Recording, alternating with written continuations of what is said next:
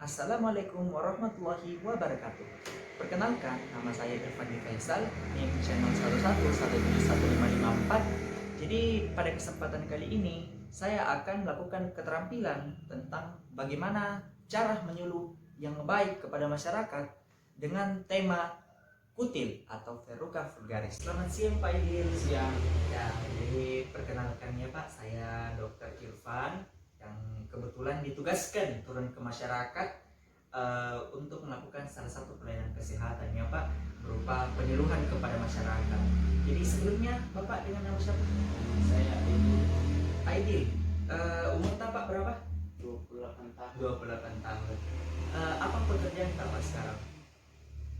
buruh harian. Buruh harian. Oke. Ya Pak Idil, jadi pada kesempatan kali ini boleh ya Pak, mungkin kita ambil beberapa menit waktunya sedikit untuk kita sebagai dokter atau pihak kesehatan mengedukasi kepada masyarakat, dalam hal ini Pak Idil, untuk bagaimana mencegah penyakit-penyakit tertentu. Ya, boleh ya Pak? Boleh. Oke.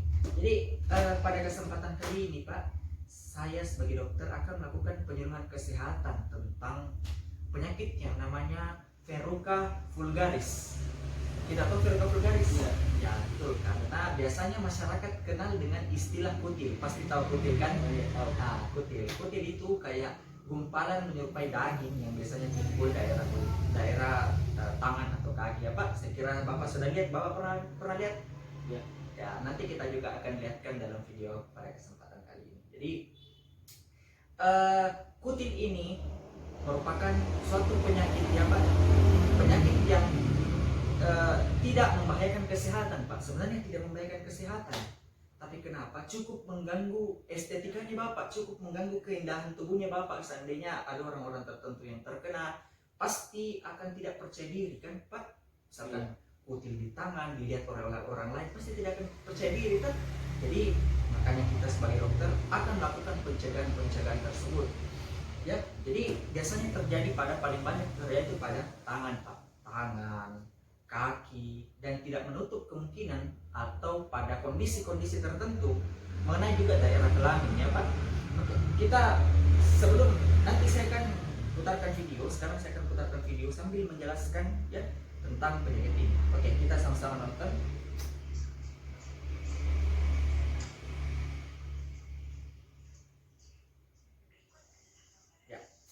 Jadi yang pertama, kalau Bapak dengarkan baik-baik, ternyata Verruca vulgaris ini di dunia 7-10% populasi yang terkena di dunia. Ya, jadi Bapak tahu maksudnya? Jadi maksudnya seperti ini. Ibarat sebuah sekolah ya. Di sekolah itu terdapat 100 orang siswa. Nah, 7-10 siswa itu menderita penyakit kutil. Sungguh ini angka yang cukup signifikan, angka yang cukup besar. Makanya kami selaku pihak kesehatan mau mengintervensi sehingga kita mau mencegah terjadinya penyakit ini. Ya Pak? Oke. Kedua, bahwa kutil ini merupakan penyakit nomor 2 di Indonesia. Penyakit kulit yang disebabkan virus di Indonesia nomor 2. Artinya apa? Penyakit kutil ini bukan disebabkan oleh hal-hal tertentu seperti karena bakteri, tetapi ini disebabkan karena virus. Ada namanya Pak, virus human papilloma virus atau HPV. Paham Pak sejauh ini? Jadi kutil ini disebabkan karena virus. Oke, virus. Cukup virus saja untuk kalangan masyarakat ya. Oke. Kita lanjut. Kita lihat baik-baik, ini contoh kutil yang didapatkan di masyarakat. Apa sih itu kutil? Nah, bahasa kedokterannya seperti ini.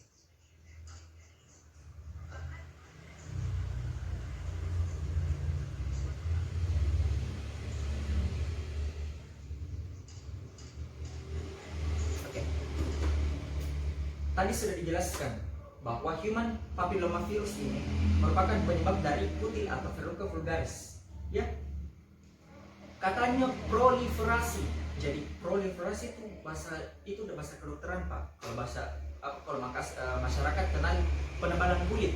Ya, jadi ketika virus masuk karena adanya faktor-faktor tertentu masuk pada kulitnya Bapak atau masyarakat yang lain, maka virus akan masuk, kemudian akan menyebabkan penebalan pada daerah tertentu di kulit, sehingga terjadi penebalan karena lapisan-lapisan kulit, epidermis dan lain-lain, 5 lapisan di kulit itu Pak akan mengalami penebalan. Bayangkan kalau menebal, lama kelamaan akan menonjol kan Pak, dia akan seperti daging kan.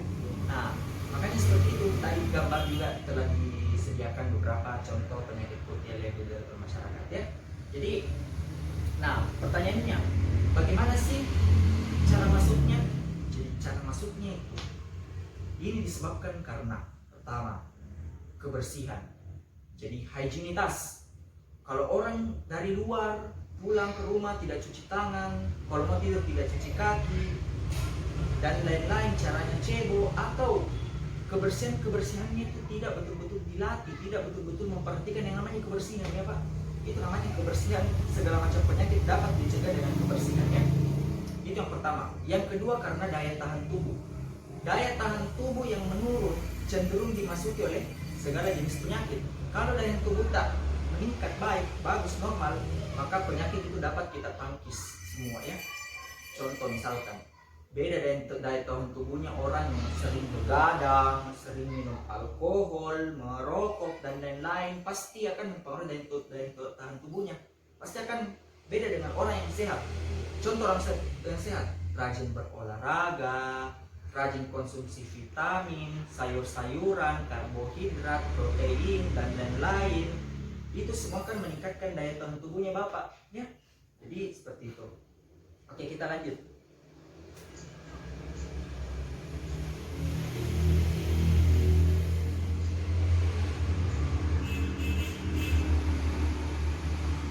Ini epidermisnya. Dapat menular. Nah, ini tadi, jadi kutil itu mampu menular skin to skin. Jadi kalau misalkan ada kutil di tangan kita, terus kita gesek, kita mau cungkilin kutil, maka besar kemungkinannya akan pindah pada daerah kulit yang menyentuh kutil. Paham ya Pak? Dan bisa juga disebabkan tadi dijelaskan di lingkungan. Pada lingkungan tertentu ada virusnya, kita pegang dan lain-lain, atau bersentuhan pada orang lain, maka itu akan menyebabkan kemungkinan terjadinya kita bisa terjangkit kutil ya. Jadi ini nampakannya, lihat ya Pak ya. Oke. Dan ini katanya tanda dan gejalanya. Jadi tandanya itu berupa papul atau nodul berbentuk kubah sewarna dengan kulit. Jadi papul itu bahasa kedokterannya ya Pak. Kalau bahasa Indonesianya itu ada penonjolan pada kulit yang padat berukuran 0,5 mm.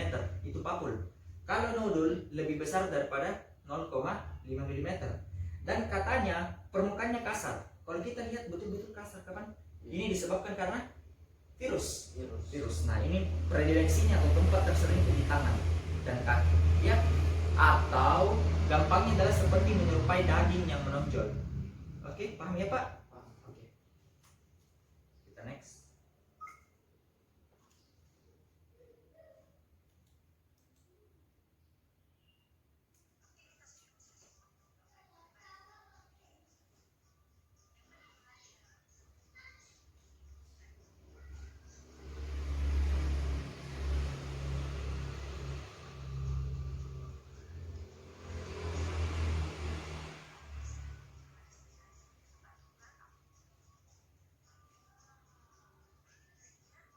Predileksi atau tempat tersering adalah siku, lutut, kaki, jari-jari, dan tangan.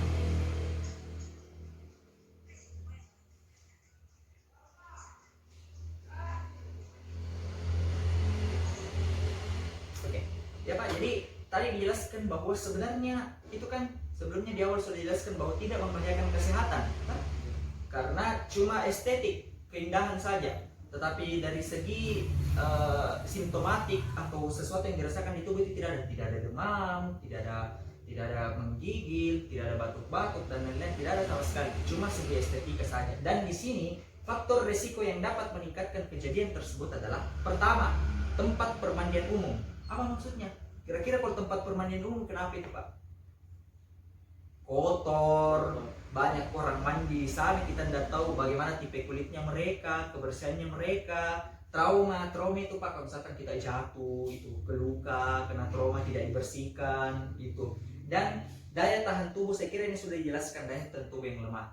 Jadi ini semua harus dihindari Pak. Tempat permainan umum ini di rumah tak ada, di tempat mandi sendiri tak Ada. oh ada, jadi alhamdulillah. Trauma, dan kita harus menjaga diri dari trauma tersebut ya, dengan seseorang dengan daya tahan tubuh yang lemah. Kita daya tahan tubuh tak kira-kira bagaimana dari pola hidup, tak sering makan serat-serat, sering makan vitamin dan lain-lain, olahraga sering tidak terlalu. Oke, mulai sekarang setelah diedukasi harus betul-betul olahraga rutin tiap minggu 3 kali minimal 15 menit ya, makan makanan yang bersih 3 kali sehari ya, seperti itu ya, makan buah-buahan dan lain-lain. Oke Pak, nanti setelah ini kita ajarkan juga kepada orang-orang rumah ya. Oke, lanjut. Nah, pengobatan ini beberapa pengobatan yang kita tampilkan, sebenarnya satu di antara ini bisa ya. Contoh asam salisilat ini sering kita gunakan dengan cara mengoleskan saja dan kita tunggu, tetapi lebih bagus kita lakukan elektrokauterisasi. Jadi pengobatan itu tidak selamanya berhasil, jadi biasanya kita lakukan di rumah sakit elektrokauterisasi. Jadi menggunakan laser, ada pensil, ada lasernya, kita menggunakan laser, kita potong langsung daripada pengobatan tersebut. Tapi sungguhnya lebih baik kita cegah daripada mengobati ya. Jadi ini bentuk pencegahannya, jangan menyikat, menjepit, menyisir atau mencukur daerah yang memiliki kutil untuk menghindari penyebarannya virus. Ini bentuk-bentuk pencegahannya. Jangan menggunakan pemotong kuku yang sama pada kutil selaku menggunakan pada kuku yang sehat. Jangan menggigit kuku jika memiliki kutil di dekat kuku. Jangan mencubit.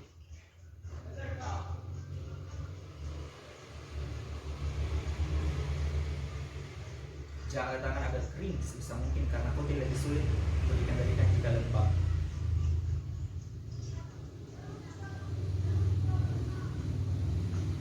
Oke, jadi terakhir itu masalah pencegahannya Pak. Intinya dalam pencegahan, jangan pernah sentuh kutil tak. Tadi jangan digigit, jangan dioles-oles, jangan mau dikerok-kerok tanpa adanya pelaksanaan medis yang tepat, seperti itu intinya ya Pak. Jadi kalau ada kutil di keluarga Anda, jangan pernah disentuh-sentuh karena akan menyebar. Ya seperti itu ya Pak. Ya. Jadi untuk yang terakhir saya mau bilang bahwa cegahlah kutil, wujudkan lingkungan bersih dan sehat. Jadi intinya ya Pak, apa intinya yang bisa kita dapatkan dalam pencegahan ini? Kebersihan dan daya tahan tubuh. Bagaimana caranya wujudkan kebersihan di rumah? Apa yang harus kita lakukan? Mulai dari kebersihan diri, pulang di rumah langsung cuci tangan, cuci kaki, mandi dan lain-lain, dan meningkatkan daya tahan tubuh. Bagaimana Pak? Tidak sering begadang, olahraga, makan makanan sehat dan lain-lain ya. Jadi Bapak sudah paham? Paham. Oke, paham. Jadi Bapak sekarang punya tugas wajib untuk mengasih tahu keluarga-keluarganya nanti ya terkait pencegahan ini. Bagaimana Bapak? Apakah sudah mengerti? Mengerti. Oke. Jadi itulah tadi proses penyuluhan yang kami lakukan. Kurang dan lebihnya mohon dimaafkan. Assalamualaikum warahmatullahi wabarakatuh.